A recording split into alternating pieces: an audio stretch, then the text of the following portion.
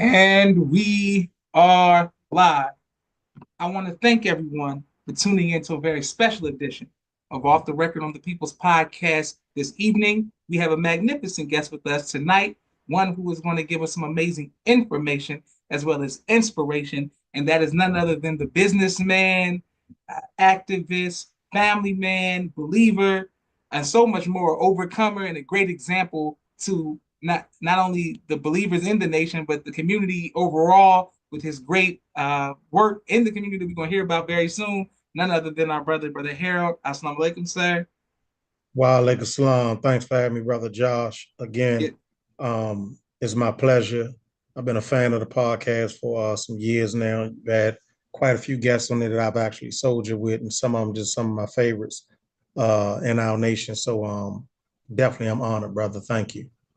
all praises due to Allah. But we're going to have some people, as soon as I let people know that I was interviewing you, people were giving me questions and nuances to your personality and their time with you. So we're excited. Everybody buckle up. The first question Praise that we be to have for Allah. you, sir, is when did you first hear the teachings of the Most Honorable Elijah Muhammad? Wow. So the first time I heard the teachings of the Honorable Elijah Muhammad was a very long time ago. My aunt Sarita, sister Sarita Muhammad, she took me and my mom to the mosque. This when the mosque was at the Howard Inn. Okay.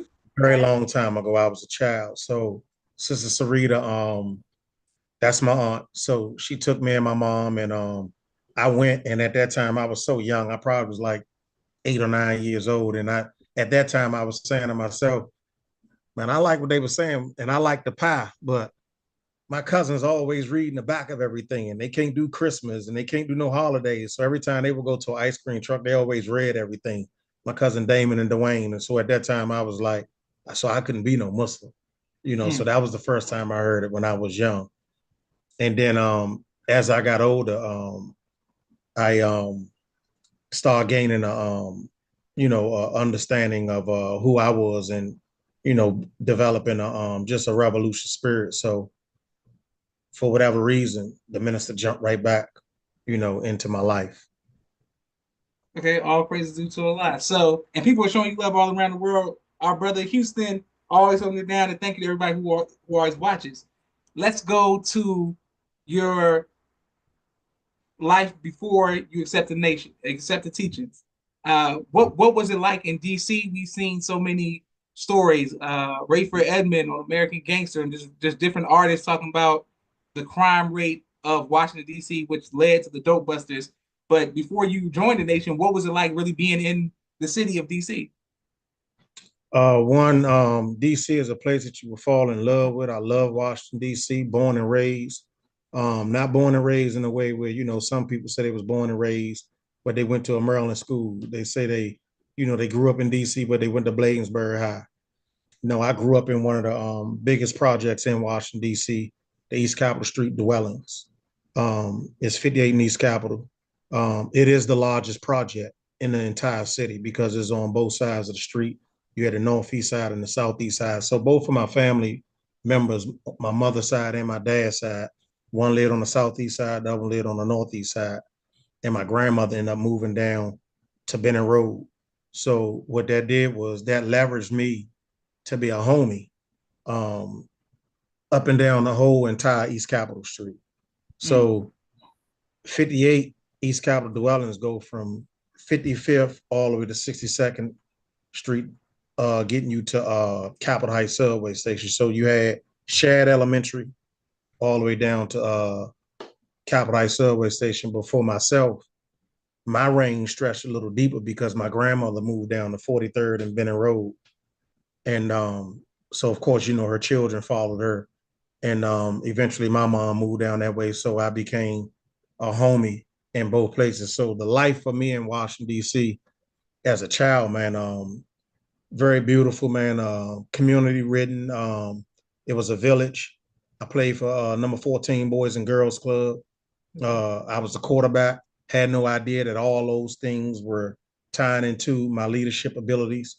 I went down there to play running back. The coach saw something in me, and he was like, "Nah, you're gonna be our quarterback." So from that point on, that stuck with me, but it helped develop my leadership skills. So As a child, it was fun. I was a, athlete. I love music, so I used to play drums. Everyone wanted to have a go-go band back in the Okay. day. So yeah, we had a small go-go band when I was young called the Lover Boys, All right. All right.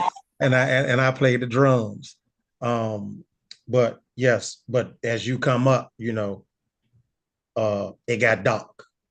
It got dark fast, and a lot of situations in our city that was once a safe haven and a beautiful place to be, and us having relationships everywhere. Those things kind of took a turn. Okay. Yes, sir. And now, hey, Sister Auntie, thank you very much. Sister Auntie showing love in the comments with the super chat. Thank you very much, Sister Auntie, for always tapping in. That means a lot to us. Let's go to we spoke about you beating 2 life sentences. How does someone who is a quarterback, you got the go-go music, you out there like Chuck Taylor or Chuck Brown, and you go from Chuck So, like the go-go side to being able to avoid 2 life sentences. How does that happen? so with that, brother Josh, I was always I would be considered a good child. You know what I mean? I was never aggressive child. I was never a child that no one would consider a troublemaker. Um, I hit a dark point in my life when crack hit our community, when drugs hit our community, and my mother suffered from abuse with drug abuse. She when we were young, I never even detected anything like that. It was small stuff that you would see that when we go to Fort DuPont Park, you'll see the bull beer, and they may smoke a little reefer, what I'm saying, every now and then. But then my mom got in a terrible car accident, where she was hit by 2 motorcycles when I was like 9 years old, 9 or 10 years old. And she broke every bone in her lower extremities. And she broke her pelvis. She broke both her legs, her knees. So when my mom came out of that particular situation, she couldn't bend her right leg. She was only able to bend her left leg, and she had screws and metal plates all going through her legs. And now that I'm older, I kind of understand at that time my mother suffered a lot of pain. And so I believe whatever friend she had at that time probably introduced her to some things that could help her avoid the pain, because she stayed in the hospital for a long time, getting a lot of surgical procedures. And when she first came home, she came home on a walker. Unfortunately, Josh, little did I know that was a moment in my life when I was about to start to walk down a dark road, because I saw the rock of my life.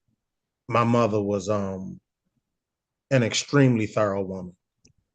Up to today, I still, may Allah be pleased with her soul. I don't know no one as thorough as that woman. She prepared me so much. And that's why I say, see, even when you hear my dark story, this story not a gangster story. It's not a street story. It's a God story, because I had no idea why she did so many things when I was young to me, and had me doing certain things that other children did not do, Josh. So I'm walking you up to those life sentences, right? Um, when I was in the first grade going to Shadow Elementary, I was catching the bus to school, Josh, by myself. My mother taught me how to catch the bus. I was washing clothes. At a certain age, my mother told me that, I'm not washing your clothes no more, Harold. I'm gonna show you your lights and your darks. You're gonna wash your clothes. She taught me how to cook, so at a very young age, and my family will bear witness, my mother put a lot of responsibility on me. And at that time, I used to ask the question, y'all, why am I doing this? Nobody else doing this. Why am I doing this? And little did I know that by the time I was 13 years old, I would lose my mother to a battle with struggling with drug abuse. She didn't pass, but she disappeared out of that role that she was in because she was struggling. And so she ended up, I guess because of the pain, she ended up on dope, which I don't know if you're familiar with that drug, Josh. It's a very hard drug, because you get sick if you don't take it. So, the relationship that I had with this very strong woman, who was the foundation of everything in my life, I lost her. So Hmm. me telling you that I was a good kid, I was a good child, To lose something like that, man, you walk down a dark road and you end up amongst the wolves, brother Josh. And you know, when you walk amongst the wolves, you know what I mean, at some point the wolves gonna poke at you. You know what I'm saying? So when you get in that water and there's sharks in there, you know, they gonna bite. Yes, You know sir. what I mean? And you gotta be able to bite back. So leading up to what you're talking about, man, eventually, Josh, like almost every young man in the urban city all over the United States, I end up in the streets. I end up at my grandmother's house, who Bernice Red, another strong woman. All the women in my life was so strong, man.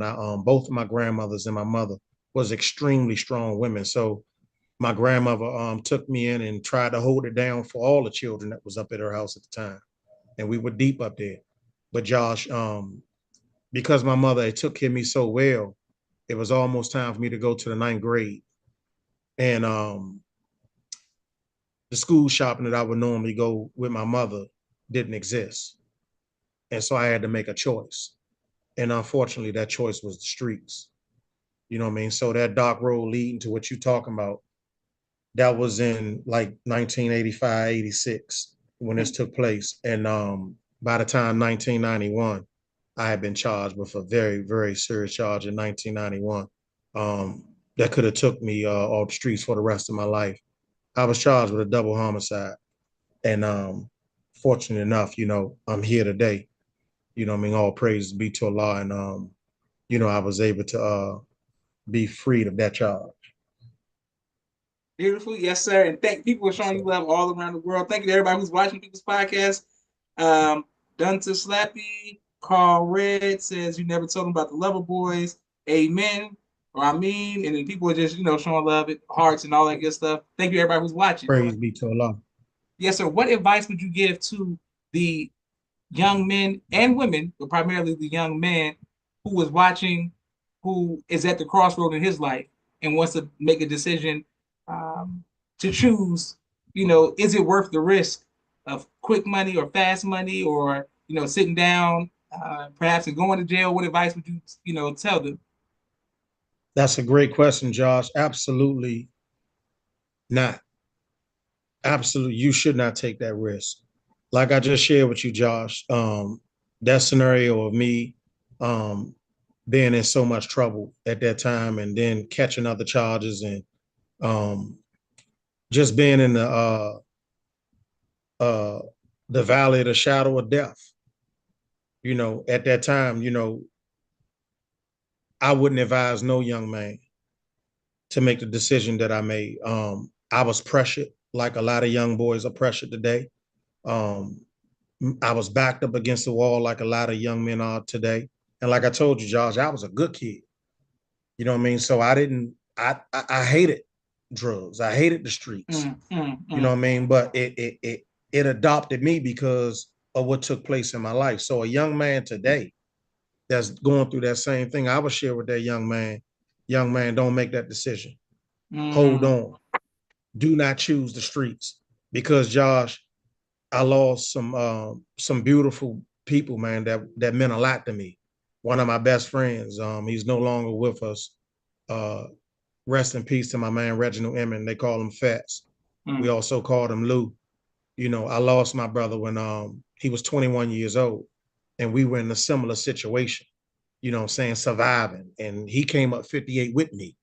You know what I mean? He wasn't from there, but because I was up there and we was very tight, you know, he followed me up there. And unfortunately, you know, he lost his life at Capitol Heights subway station um, up that way. So I wouldn't advise no young man or no young girl to choose the streets because it's very dangerous.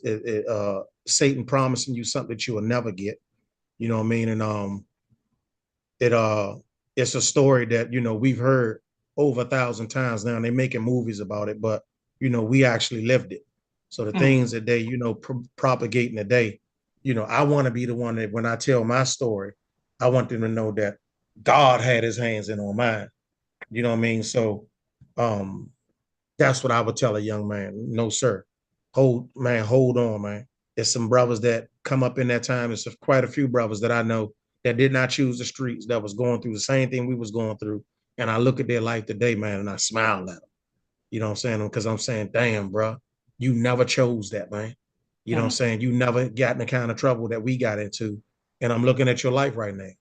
You know what I mean? And so for myself, for anyone that's going through anything like that, my advice would be to the young man, don't go near it. Don't go near it. Beautiful, yes, sir. And this is excellent. Thank you for your transparency and your honesty. We truly appreciate listening to your life testimony. When we spoke yesterday, you spoke about how you were telling me a story of how close you got to actually being arrested and how you knew that God had his hand on you because of the warning signs and the way basically the spirit moving you to avoid certain things. He let us know about how close you were to actually being arrested and how God, as they say, ordered our steps, ordered your steps to make sure that Yes, you would be sir. here with us today. Yes, sir. So that story, I'm gonna try to make it, as quick as possible, brother Josh, but it's a story. So again, in the streets that long, of course, you have different runs. When you're young, you really don't know what you're doing. You're just getting introduced to the game. So everybody, go out there as a little runner and you try to do what you can do. But I got good at it, brother Josh. And Mm, I got so good at it because I'm observant. My mother taught me that. And so because I'm so observant, I could count real well. I count real fast. And I was telling you about my brother Fats who lost his life when we like 16, 17 years old, Josh. My brother Fats was one of my best friends. He caught a charge where he shot a police in Maryland. And Fats didn't do no more than, I don't think it was more than 30 days. But he ended up having a lawyer named Kenneth Mundy. Kenneth Mundy is the lawyer who represented Mayor Barry when he got in trouble. mm, So here I am, Josh, being observant, 16, 17-year-old boy, and Kenneth Mundy training my friend who's younger than me that just caught this charge shooting an officer in a community, right? And he's telling my friend Fats that, look, you're going to have to wear a suit. You know what I'm saying? We're going to have to get you some check stubs. You're going to have a job. And I'm literally laughing because I'm a child. I don't understand. But when I'm going in this court case and I'm watching as a teenager, Josh, I'm seeing how they looking at my man. The jury looking at him like, he shot you? And it resonated with me at that time because we cutting up, we doing dirt. I'm like, dang. So I need a job. mm, So mm, lo and behold, my uncle Aaron, who's my mother brother, he got a whiff of that I was, getting into stuff. And he called me got in touch with me one day and had me go down my other grandmother's house. And he asked me, if I get you a job, would you work it? He didn't know. In my head, I'm like, absolutely, I work it. So, Josh, I worked at the Washington Hospital Center. mm, I got a job at Washington Hospital Center on weekends working in dietary, but I was still in the streets. mm, And so this leading up to me being able to, like you say, when I picked up on the police, this, that, and the third, right?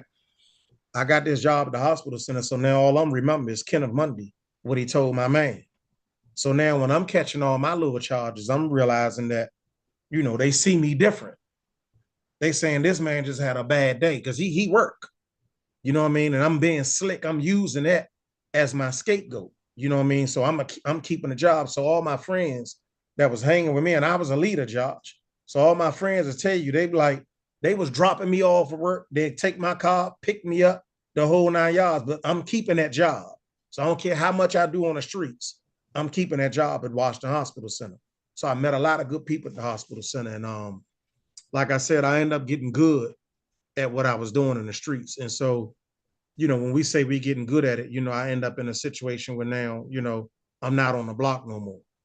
You know what I mean? So I'm driving past the block and I'm dropping stuff off on the block. But simultaneously, Josh, as I'm doing this, you know, I'm getting more and more acquainted back with Honorable Minister Louis Farrakhan. All praises be to Allah. So I'm loving what he's saying. So up on Georgia Avenue, man, they had the House of Knowledge.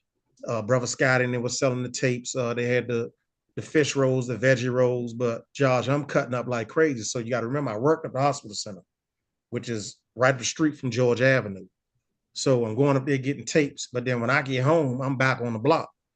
but I'm actually getting in my car, Josh, and I'm blasting on Minister Louis Farrakhan. I'm talking about I got pistols on me. I got everything. You dig what I'm saying? But I got the minister playing. So it was confusing.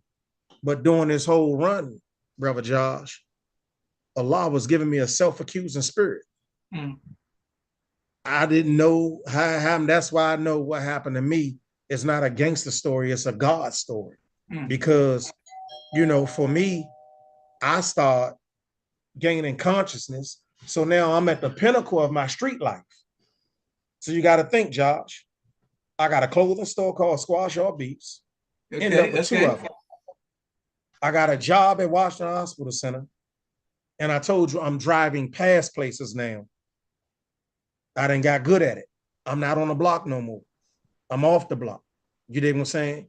So here I am at this point in my life. And I'm thinking I'm slick. I think I got this thing figured out, the whole 9 yards, Josh. But now I got the minister banging in my head. Mm. And the whole time, the minister developing a self-accusing spirit, because I'm listening to all these tapes. And I mean, these tapes back then, these junks, oh my God, the price of redemption. I mean, how to give birth to a God. I mean, these junks, this when the minister was in the final call building, I mean, and he piping, and I got this stuff blasting because I'm young. So I got it blasting in my car. You know what I mean? But I'm still cutting up. It looked crazy for real with what I was doing. But what got to me, Brother Josh, is I was a leader. So Allah started challenging my thoughts and was like, the same way you leading all these brothers in the streets, you can lead these brothers to the same message that you get. And so, Josh, I started inviting the brothers to the message. And then now me and my men, because all of us was conscious, all of us had something to us. Like 1995, Josh, when the Million Man March came into play, I shared with you yesterday, me and my crew was going through something that was extremely serious. Some things that took place where people already was injured, very serious. And so leading up to the Million Man March, the question was asked, man, what are we going to do at this march if we see them? And we made a decision. The minister speaking, we ain't doing nothing. All praises be to Allah. So the minister had that kind of impact on some young boys, because we 20 years old, we young. You know what I mean? And we made a decision that day down on that mall that even if we see the guys that we going through it with, won't nothing happen that day. You know what I mean? So all praises be to Allah, we didn't do anything, but that self-accusing spirit, see, that's developing. Because I'm in the street, but I got the minister in mind. And so lo and behold, Brother Josh, before you know it, I got back in touch with my Aunt Sarita, and she started giving me tapes. And so now I said, I'm going to go into a Mars meeting now. So now I done went to the Million Man March. Leaving the Million Man March, I started coaching youth football, but I'm still in the streets. Okay. You know what I mean? And so my consciousness eating at me. So now I'm going to Mars meetings. And Brother George, by me going to these Mars meetings, it's having a profound effect on me. Because now I'm leaving the mosque on Sundays, but I'm still going back to the block. And so I'm having this tug of war with myself. And those that was in Mars number 4, even Mars number 94 with Brother Sean, may Allah be pleased with his soul, I started there first. So him and the brothers at number 94 was coming in Squash All Beats. They were selling us dinners. You know what I mean? They was trying to get us up in there, and we'd go up there, and I end up enrolling my first daughter, into MUI, but I'm cutting up like a fool, but I got her in. I got the long dreads, the big beard. So I'm confused in my head, Brother Josh, because I'm trying to carry like I'm Jesus, but I'm a parasite in the community because I'm biting on the blood of the weak, serving our people, making sure everything is going on inside that particular area, all up and down East Capitol Street. And the voice started coming, Brother Josh. That voice that we talking about with Allah showing me that you're going to choose a side, brother. And that voice started getting loud in my ear. Because, Josh, I got to the point that I was able to be on a block with all this activity going on. And I was able to talk about the teachings of the Honorable Elijah Muhammad and stop all activity that was going on the block. All my friends can bear witness. I can stop all activity. I don't care if they was gambling. I don't care if they was serving someone. I don't care if they was drinking. I was able to get the whole block to stop. And I'm going back and forth with brothers. And there was a brother in particular, man, that watched me grow up, man, named Pork. And he's no longer with us now, man. Allah be pleased with him. But me and him had a face-off in front of everybody on the block. And we was talking about spirituality and who is God and dealing with Allah, this, that, and the third, because he was bona fide Christian and he older than me. And he seen me come up and he looking at me like, man, nah, this and another. And I represented so well, not even being in the ranks. Not even being in the ranks, brother Josh. And we was dealing with the number 9. Okay. And man, I killed it on the block. And I jumped in my car. When I jumped in my car, everybody on the block flagging me to come back. And I'm looking in my rear view mirror, brother Josh, and what they didn't know, as I'm looking in my rear view mirror, I'm starting to water up because here I am on the block promoting and selling all this BS. You dig what I'm saying? But I got influence, man, to do that. And lo and behold, brother Josh, Pork ended up coming to the mosque with me. And I wasn't even a registered believer. So by the time I start coming into mosque number 4, any believers on here from mosque number 4, they'll bear witness. Me and my crew start coming up in there 10 and 15 deep. Okay. If any of the believers in here from mosque number 4, I was coming up and I had the long dreads, the big beard, and there'd be like 12 of us. And man, when they get to saying they give it to the minister, the brothers and the sisters will tell you, you will hear the brother from us, Brother Anonymous, $5,000 to the Honorable Minister Louis Farrakhan, $4,000 to the Honorable Minister Louis Farrakhan. So now I'm trying to justify what I'm doing, Josh, because I'm hustling. I'm hustling. So Minister Kadir one time came down the shop and he told me, man, I need to meet with you and your men. All praises be to Allah. And we was at 16, 15. And I told them, man, after the meeting, Minister Kadir want to meet with us, this, that, and the third, brother Josh. And we sat in his office and he was asking, man, what do we got to do to get y'all in here? Because I see y'all love the teachings. Y'all always coming, man, this, that, and the third. And at that time, I'm telling Minister Kadir, you know, man, I got too much going on. You know what I'm saying? I got way too much going on. And I never forget this. And I thank Minister Kadir for this. Minister Kadir looked at me and he said, Brother Harold, where you think all of us come from? You think we all fell from heaven? He said, we all got something on us. He said, just come in, brother. And at that time, Josh, I heard him. But like I was telling you yesterday, when we walked out of there, you know, I was still in love with the fact that the minister said he got an army that you see and an army that you don't know nothing about. And yes, me and our men, we hung our head on being the army that you don't know nothing about. So what the Nation of Islam didn't know at that time, we used to say to ourselves, if the brothers ever got to do something, they ain't never got to worry about it. We gonna do it. And use one of my scenarios, one of my points to prove, brother Amin, man. One of our elder brothers, man. Brother Amin, daughter had a situation, man, to go on.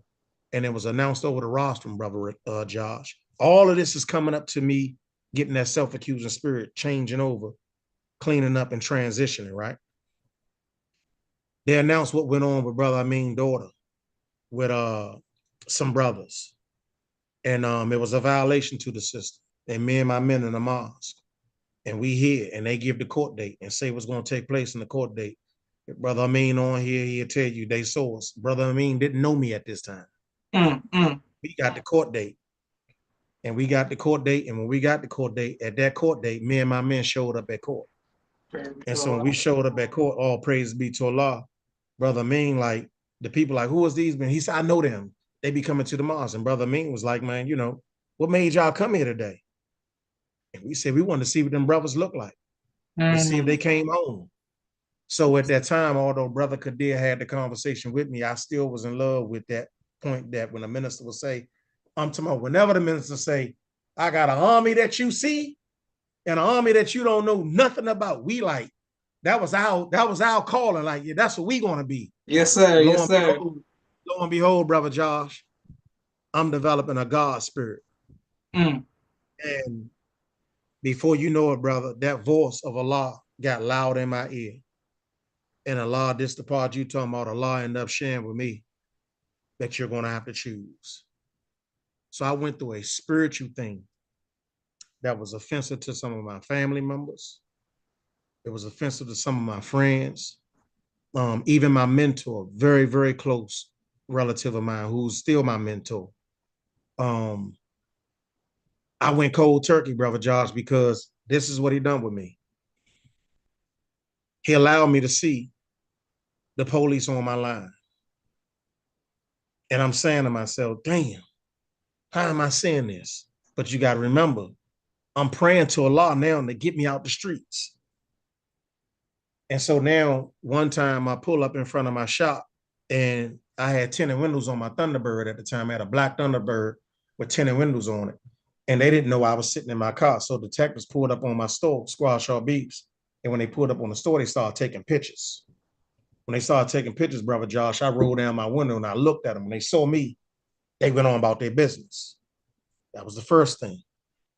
So I'm letting my men know, man, I was just police in front of the store. But then I'd be moving around and going places, and I would always see this particular car trailing me. So this Allah now let me see it, right? But then on top of that, brother Josh, I say to myself, I need to get rid of this car. They know this car, right?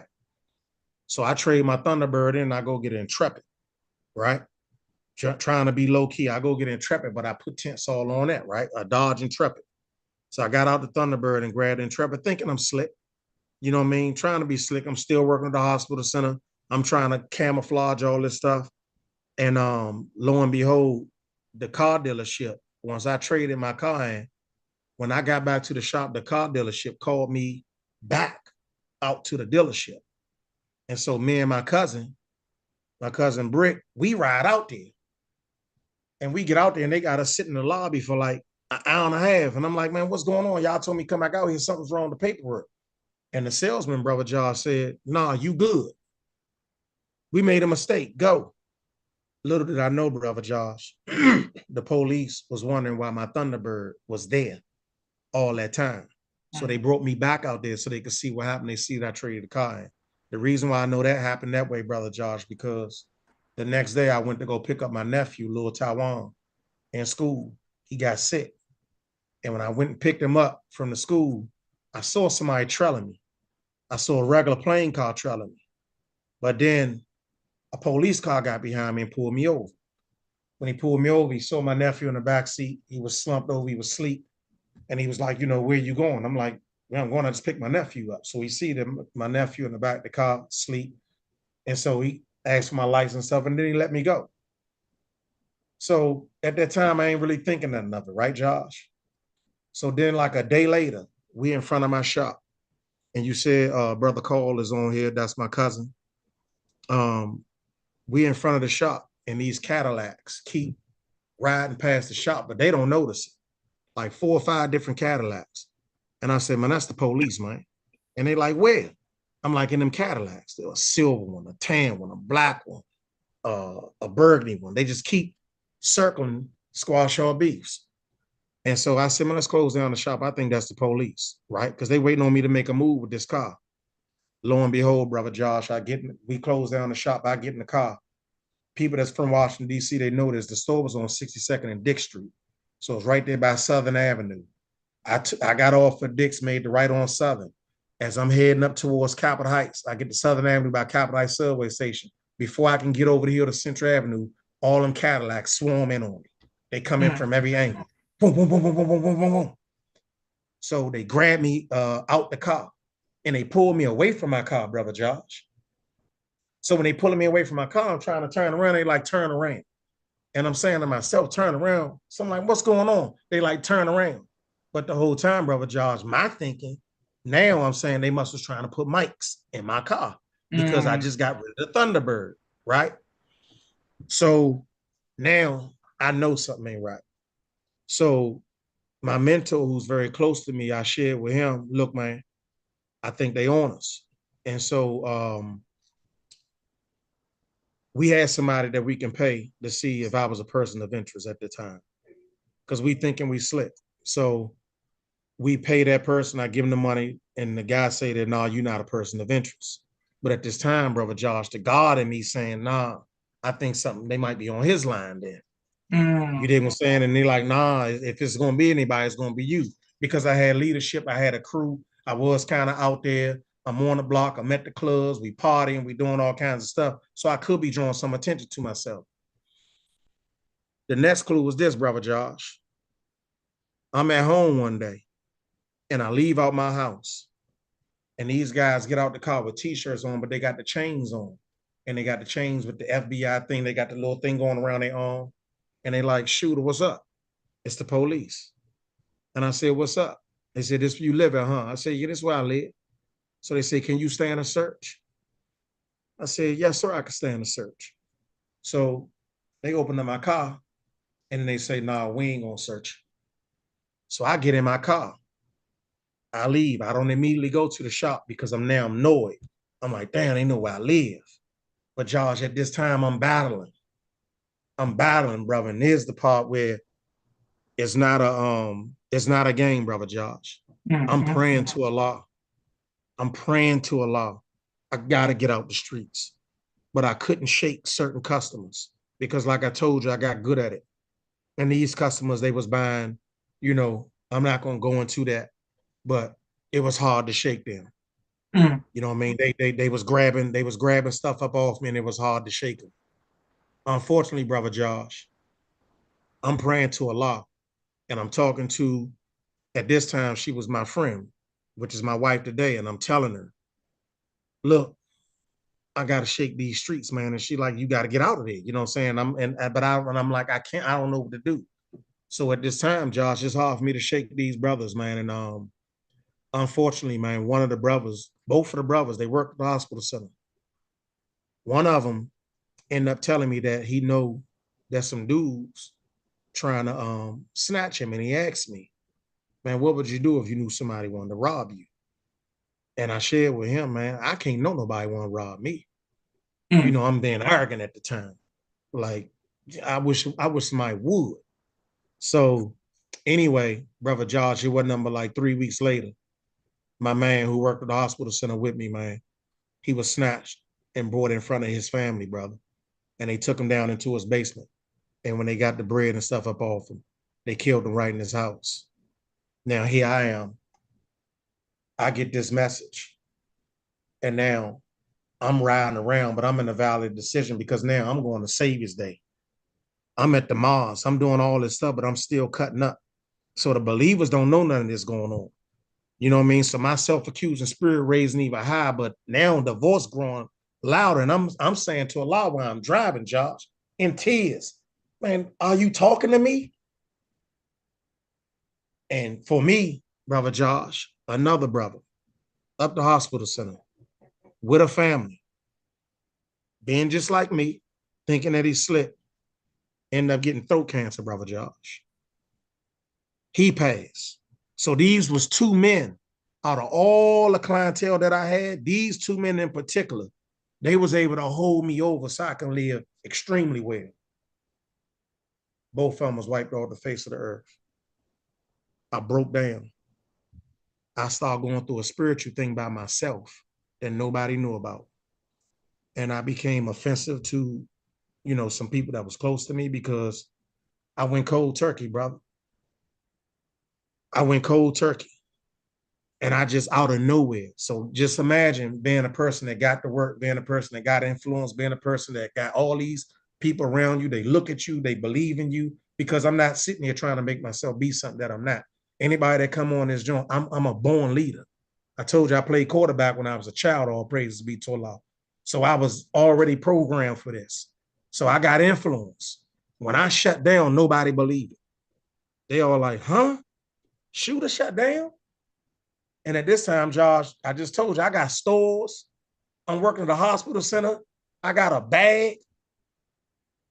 Life is going well for me.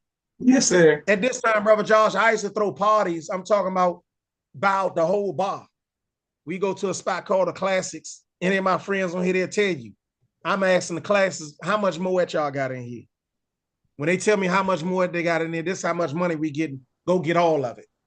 Mm. So now we in the middle of my birthday, we in the middle of the class with buckets of drink all over the joint, the band saying happy birthday. I mean, we turn it. You know what I'm saying? I'm getting limousines to come down to shop on my birthday, pick us up, take us to Atlantic City.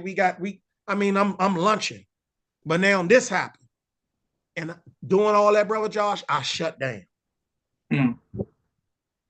And so I shut down because the voice of Allah got louder. And another critical thing that got louder.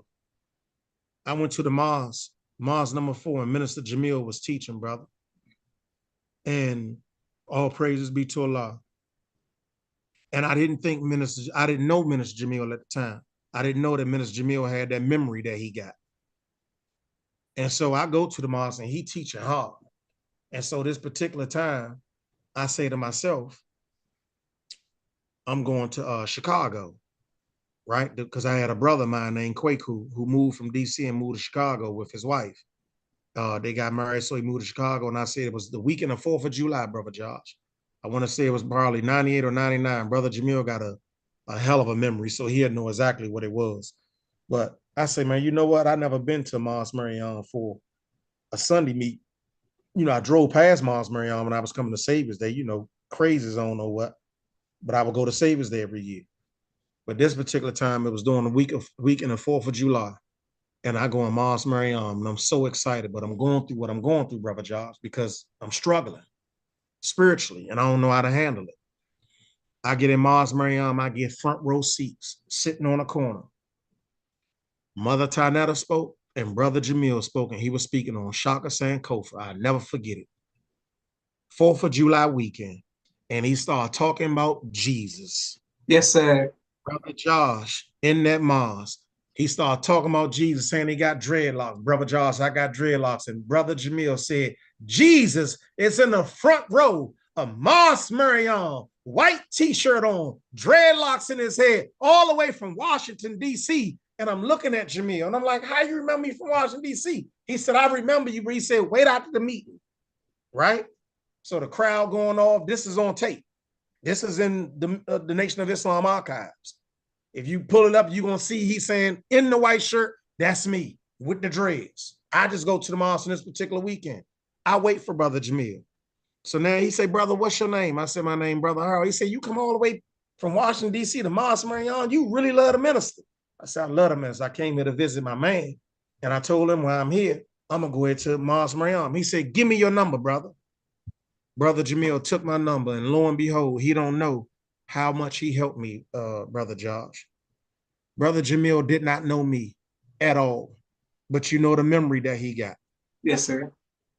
At least 3 times a year, Brother Josh, while I'm struggling in a valley of decision, guns in my hand, drugs in my hand, coming to the mosque, building a family, just lunching, about to throw everything away, seeing police on my line. Out of nowhere, at least 3 times a year, Brother Jamil will call my phone. And at that time, the minister had him all over the place, so I wouldn't even know the number sometimes. I will always know it's him because he always say, Assalamu alaikum, Jesus. He would call me Jesus, and that would do so much to my spirit. And I'd be saying to myself, because my self-accusing spirit was saying to me, brother, you better make a decision. Yes, sir. And lo and behold, Brother Josh, I went cold turkey. And like I said, you know, I offended some friends. I offended some very close people to me at that time because I shut down. And everything that I knew about, I didn't want it around me. Some of the stash spots, I get that stuff, this, that, and the third. I just shut down. It was very immature, but it was something spiritual I was going through. And they didn't know it. And so I tried to leave the streets and go on the mosque with my money, though. So I'm thinking I'm slick still. I'm still trying to be slick, right? But Allah said, do you think that you would be left alone on saying that you believe and don't be tried? Yes, sir. Nay. And before you know it, Brother Josh, I started struggling financially. And Allah took me and turned me upside down, Brother Josh, and shook every dime out of my pocket. Flipped my pockets, Brother Josh. I had 2 safe deposit boxes. I had a safe deposit box at Bank of America in Capitol Heights, and I had one up Georgetown because nobody had never known, they'd never expect that. We stayed up Georgetown a lot. all of that went empty. Mm. Dumb. Flat broke. Nothing. And I'm in the ranks. And the brothers don't know it because all the brothers remember is, man, Brother Harold be dropping a bag when they come up in here. Because me and my crew come up in here, we drop it. Yes, sir. One time, even in the secretary department, Brother Dirksen would tell you we was getting the armory. I still wasn't in the nation yet. They was getting the armory for Savior's Day. And they kept on trying to rally up the money so they can lock down the kitchen at the armory. If Brother Dirksen hear this, he'll bear witness. I come in that joint, Brother Josh, 14,000 cash in rubber bands. Brother Dirksen, go get, he's like, oh, Brother Harold, you can't come in here like that. You can't. I'm like, man, he said, this is what we'll do. We trying to rally up. If it's a difference in the cause, what we'll do, we'll add that to it as a charitable thing. When we finish the thing, we'll give your bread back, which they did. But Allah shook me dry because I thought I would go up in the ranks with that bread. And it was like, no, sir. And here's the beautiful part, though, Brother Josh. I could have easily got back in the streets, brother. Listen to me. The Connect was my guy. I'm not gonna say no name. He know who he is. The Connect he's one of my he's my mentor. I could have got it anytime I wanted. Nothing would have stopped it. And the hood would have loved to have me back. But I was flat broke, man. And I had to hear the ridicule. I had to hear some of the whispers, man. He broke now. He just said enough. You know, he need to borrow some money. He just said the third. And Allah was letting me hear like because he was trying me. Trying to see, let's see what you do now. Do you believe now? And Brother Josh, all praises be to Allah. I said to myself, I would never commit another crime. And when the devil was trying to get me, I looked the devil dead in his face and said, thus saith the Lord. Yes, sir. And I didn't budge. And before you knew it, Brother Josh, everything I thought I lost, Allah found a way to return it. All praises be to Allah. And I'll tell you what he did. The shop was in an area in Washington, D.C. where they had eminent domain put on the shop. The first shop was around 58. They ended up knocking down the projects. So they knocked down the projects. Of course, I'm going to lose some of my clientele. So I shut that shop down. But now I get over here on Good Hope Road. And, you know, I don't know no better. None of the buildings I own, which wasn't smart. I'm leasing these buildings. And they met with us. They said they was going to build a place called Skyline Plaza, right? And I'm like, I got a 5-year lease. And they saying to us, it don't matter. You don't own the land. You know what I'm saying? And you're a renter. So this shop, Brother Josh, I was sitting in between Foot Locker, Sports Zone, and Shoe City.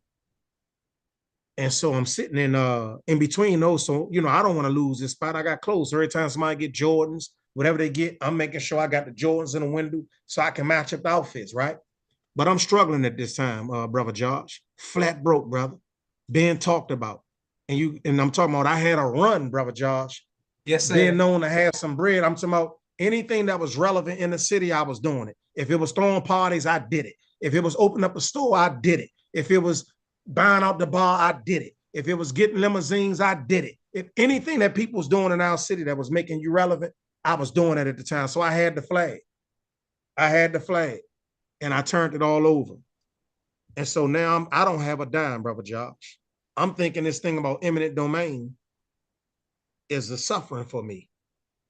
Because now that means I'm gonna be unemployed because I'm a self-employed man. They meet with us in the city, they meet with all the stores, and they tell us that we're gonna give you all 25,000 because we know some of you had leases. Discount Mart, they own their building. Discount Mart was like, suppose we're not a mom and pop store. And they said, you know, everything on this Gold Road is a mom and pop store. And Discount Mart was saying, no, we're not a mom and pop store. We got stores all over the place. So the people in the district said, do you got more than 500 employees? Discount Mart like, no, he said, you're a mom and pop store there. Damn. So Discount Mart was able to settle our thing a little different because they did own their building. Lo and behold, Brother Josh, we got the news that they're not only going to give us 25,000, they're going to give us 50,000. So Josh, when I'm flat broke, listen to how Allah bless me, brother Josh. November and December is the best months in retail. I didn't have to pay no rent. I made about 20,000 or more, right? Close the doors soon as Christmas is over, brother Josh. And me and my wife went and collect that $50,000 check tax-free. So now you do the math for that. You know, and I ain't turned back since.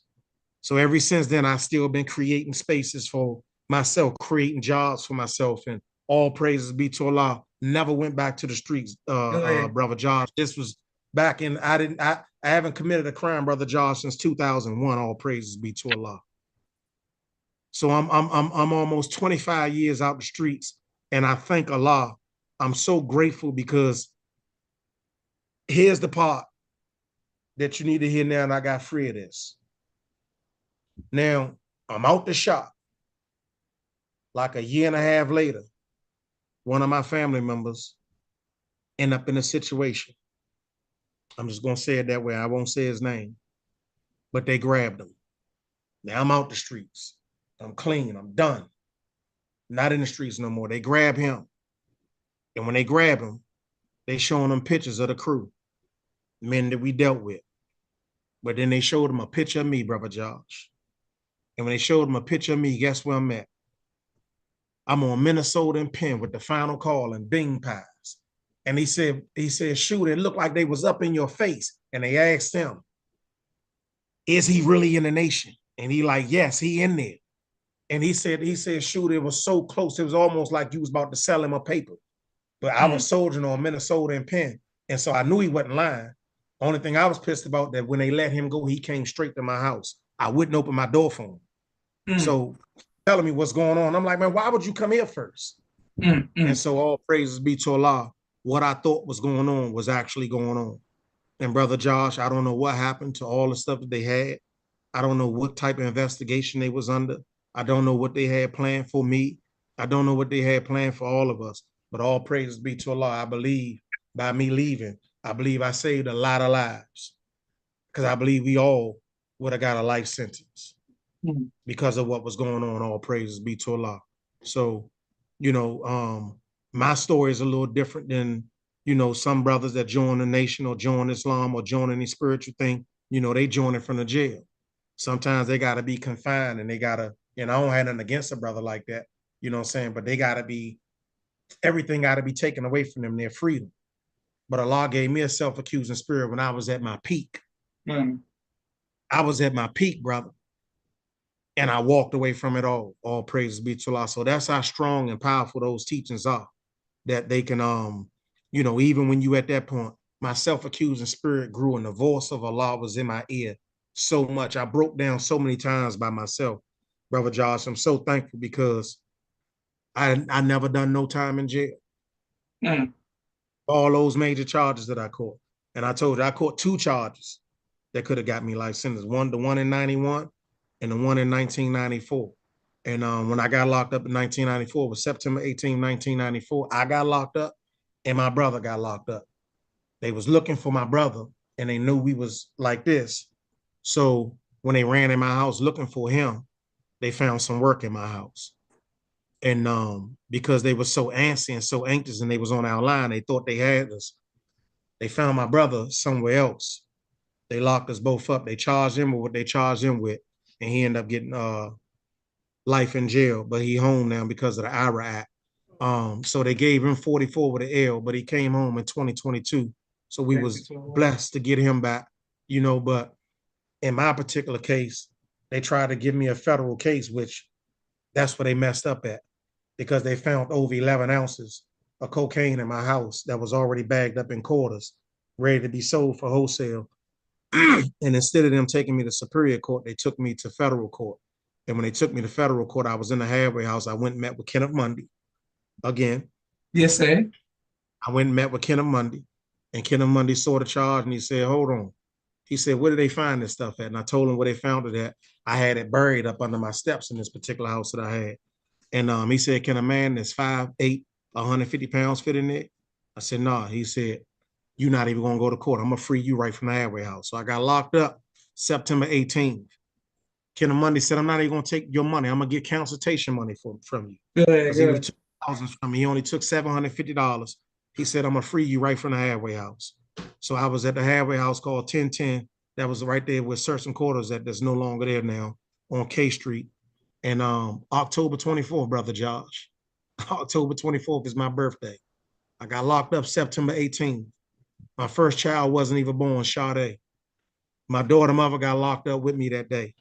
My first child was in her womb, September 18th. December 17th, she was born.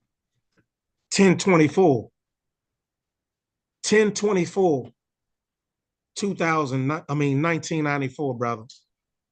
I come back to the halfway house from work and they said, Brother Harold, you free. You free. So I escaped that. So I say all that to say, so those young guys, they hear this and they hear so many stories about the streets and guys glorify the streets. This is not a street story. It's a God story. All praises be to Allah. Beautiful. You teaching certain people are bear witness all around the world. Well, alaikum salam, Sister Miriam, and the hip hop historian is in here. Carl Red saying, may Allah continue to bless you with peace and much success. Thank you, Daniel E. Islam comes after everything else fails. Next level. Brother El Amin says he feels you, bro. March #1, Detroit. Shout out to Brother El Amin. Loving you. Loving your post on Facebook. Brother France, Sister Francine, Stacy, Akarel, your story will help somebody. Walaikum salam, Sister Naima. My uncle, Minister Jamil. This is beautiful. Brother Corey holding it down out of Cleveland. Very powerful testimony. Blacktastic. So many people. There's so many people bearing witness, showing you love. Thank you all very much. We are grateful for every like, share, and subscription. Shout out to Sister Auntie for the super chat today. We have a brief 60-second commercial break for all of the sponsors of the People's Podcast right here. Thank you all for holding it down. 1 second, and we're coming right back to our brother after our brief 60-second commercial break. Please let us know what city you all are watching from. There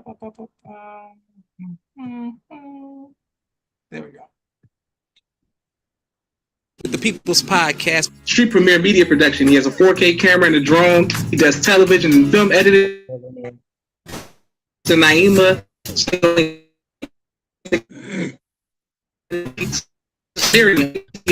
children, color book, my father's book, the court.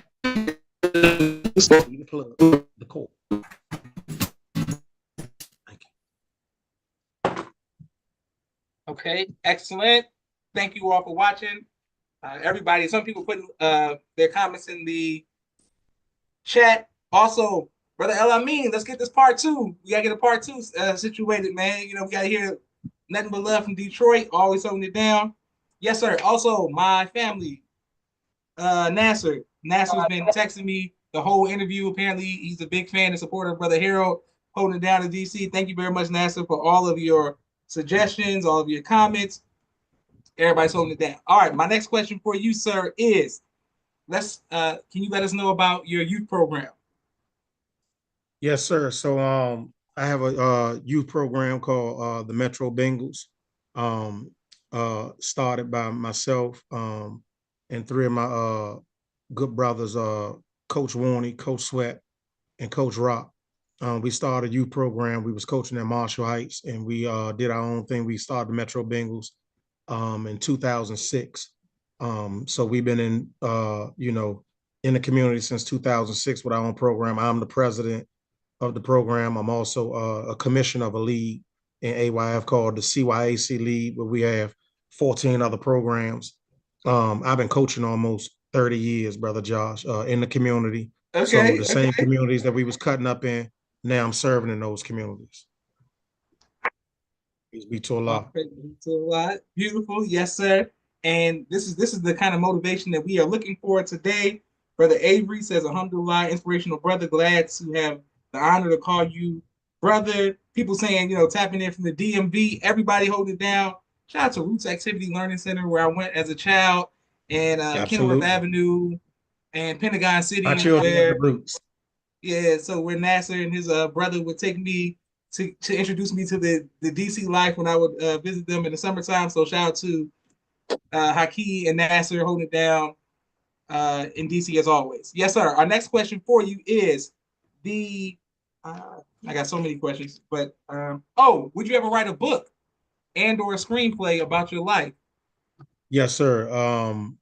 Brother Josh, I've been recording myself, and I need some assistance with it. But I've been recording myself now for almost 3 years about my Okay, story. okay. Yeah, I got it on my phone, starting all the way back from a child. Um, and the name of that story or book gonna be called "Thorough Enough to Squash All Beefs," because I own a shop called Squash All Beefs, and I want people to know that, squashing all beefs don't have nothing to do with being a coward, don't have nothing to do with being soft. What our young men got to know is the thoroughest man is the one that can squash all beefs. Yes, sir. See, whenever you can stand between two dudes that's about to get at each other, those two dudes got to respect the dude that's in the middle Yes, sir. to not kill each other. And I got that kind of respect. Um, the aggressive dudes in our town, they always love me. The aggressive dudes in our town has always respected me, and I'm not an aggressive dude. You know what I'm saying? I'm just a very stern dude. I'm a very principle heavy dude. You know what I'm saying? And I do live by rules. So I'm a coded dude. Yes, So you sir. see on the back, you can see the back of my background, it say man code. Come on with So it. I'm nowhere near a violent man, you know what I'm saying, but I am 100% man. And you know what that means. You know what I mean? You don't have to go into nothing else. People can detect that. You know what I mean? Yes, sir. So Yes, sir. most of the guys that's aggressive, a lot of the guys that's aggressive or the guys that's bullies, they prey on the weak. And so my movement is not weak. You know what I'm saying? So people could tell in my spirit and my soul that his movement not weak. So the book I want to do or the story I want to do is called Thorough Enough to Squash All Beefs, because I want people to know, man, peace is not a cowardly act. Peace is a very thorough act. And the thoroughest man in the world today is a peacemaker. And his name is the Honorable Minister Louis Farrakhan. So squashing a beef don't mean you're the weakest one in the room. Squashing the beef mean you the thoroughest one in the room, because you the Yes, sir. one that's emotionally stable enough to say to yourself, you know what, Slim? Me and you do got an issue, but we ain't got to knock each other off the planet because of that issue. We just don't got to deal with each other. And it take a certain kind of man to accept accountability in a situation like that when him and another man can bring harm to each other. But that man finally say, man, I ain't gonna go that far with you. So I'm that kind of a man. Mm. You know what I mean? So I want to put that out there so the youngers won't be pressured and believing, man, they gotta bust a gun to get respect. They gotta knock people out to get respect. Nah, man. Nah, the peacemaker is the thoroughest one. And they need to remember the part that I said. The man that can stand in between two killers and tell him it ain't worth it, that's the man. Mm-hmm, mm-hmm. Because both of those killers got to be able to look at that dude and say, on the strength of him, Slim, I ain't gonna do it. So our young men got to know that it's okay to stand in between, man. Two guys, man, that's going through something, that's not really worth it. You know what I'm saying? And that's what made me start that store. You know what I'm saying? When I created that name, it was because of that, because I had been through beef. I've been through things like that. And, be honest with you, Josh, I was very uncomfortable when we was going through that. You know what I mean? That it wasn't a good feeling. So when we went through those things, that wasn't something I was happy to say we was doing. You know what I'm saying? Like I told you, I was a good kid, man. You know what I'm saying? I wasn't no aggressive youngin'. That wasn't my thing. You know what I'm saying? But I was always thorough. You know what I'm saying? Meaning that I had rules. I was coded up, like I just said. You know what I'm saying? But that was always my approach. I never had a problem with the aggressive guys, even from a little child. You know what I'm saying? The aggressive guys always put their arms around me. You know what I'm saying? And not out of fear. It's just they predators and they know who weak. You know what I'm saying? And they know who's not weak. So those guys, they always put their arms around me. I never had a problem with aggressive guys. All praises be to Allah. All praises to Allah. So many people are showing you love in the comments. Rhonda Park, that's the man. Peace. Carl Red, yes, this is the way of righteousness, people. ABM Facts, yes. Raynell Red says, yes, sir. Brother That's my LME says, wife. real talk here. DMV, thank you very much. Praise be to Allah. This is great. Okay. Yes. Speaking of your wife, how important is it how important has she been to your development as a man? Oh my gracious. Wow. She got the best of me. Um, when I chose my wife, I was in that valley of decision of spiritual, right, brother Josh. And you know, before I developed a self-accusing spirit, brother Josh, in Washington, D.C., when you got swag, man, you feel like you're a ladies, man. So you can have anything you want. And so I had that kind of a thinking about myself. I had no problem with women. Yes, sir. And but as my conscience grew, I developed an appetite for a certain thing. And so instead of worrying about, the superficial, I started wanting to hold spiritual conversations. I started wanting to hold historical conversations. I started being attracted to, man, things that would elevate me mentally, spiritually. You know what I mean? And I went out to my wife, brother Josh, with lust, and wrapped up in that lust, brother Josh, was a gift from Allah, because I thought that I was trying to play catch up, and when Allah unwrapped it, I go to meet her somewhere, and she got Farrakhan pictures all over the place, and I'm looking at her like, "Who in here like Farrakhan?" And she said, "I like Farrakhan." I'm like, "You ain't with no Farrakhan." So what she's done for me, she was able to get the best man. I haven't been the same since I've been with her. So yeah, so that's what it's been. So Okay. my walk, people know who my wife is. I represent her when she's not around. Um, you know, and I coach. So by me coaching, I deal with a lot of mothers. Mm-mm. You know what I mean? And they call my phone all hours of the night, and they love me because their children love me. Mm. You know what I mean? But all them women, Josh, they'll tell you I'm always respectful. I'm always yes, ma'am. Never in violation. Never in their space. Never playing no games. Never opening up my mouth. And sometimes we can open up our mouth and say something that be loaded. It could be mean and so many different. You know how we do sometimes, even my assalamu alaikum, sister. We extend that jump. You know what I'm saying? Sometimes we get a little slick with our language. But I'm very conscious of that. So yeah, so yes, the best of me of has been displayed since I've been with my wife. Right.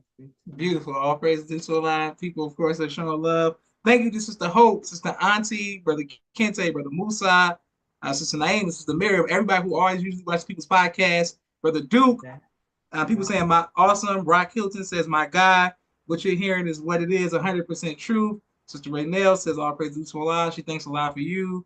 Beautiful. The hip hop historian is breaking down the word thorough, and he's doing a great job. Thank you very much, hip hop historian. Also wanted to ask you, sir, speaking of love and feelings, we'll it don't have to necessarily be a slow song. It might be gangster rap or DC. It might be some go go. But what is your favorite album of all time? Oh man. I'm gonna have to give you categories. Okay. So the favorite album of all time, and if it's rap, it's Tupac Machiavelli. Okay. Okay. That's my guy.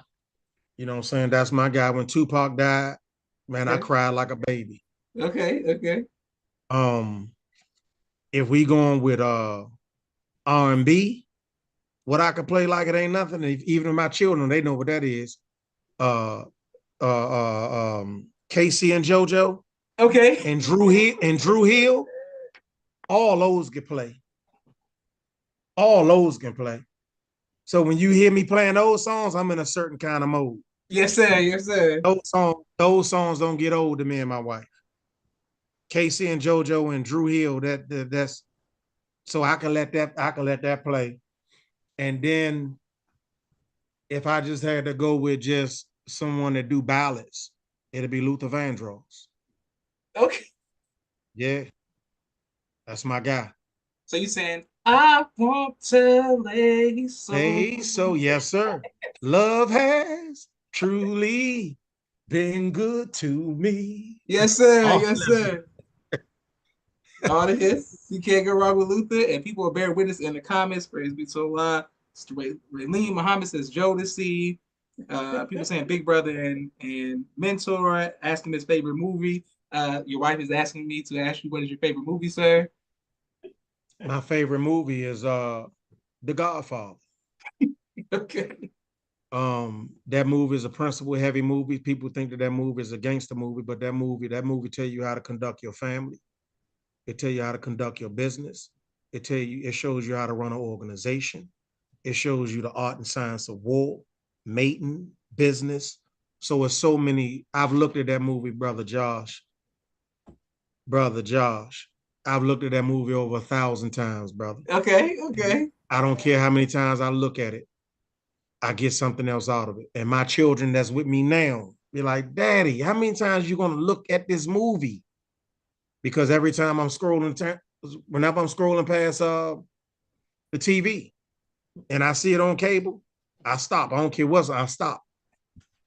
So yeah, The Godfather, brother. I can look at that. That's that's everything. Beautiful. Yes, sir. One of the greatest films of all time, for sure. People saying, wow, yes, this is beautiful. Excellent. All right. Our last question that we have for you today, sir, is what would you like your legacy to be? Hmm.